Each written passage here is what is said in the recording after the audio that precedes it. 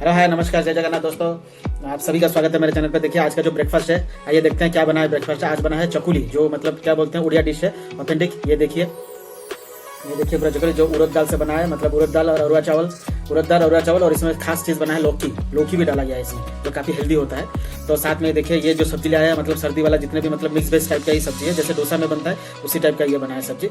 तो आइए चलिए देखते हैं, टेस्ट करके किया मैंने। ये देखिए लौकी वाला जो पीठा बोलते हैं उसको चकुली, और ये यह सब्जी।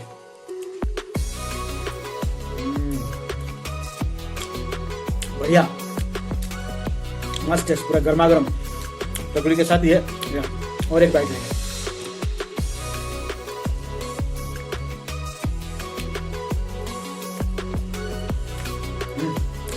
मस्त, आप भी बनाइए और घर में खाइए। जय जगन्नाथ।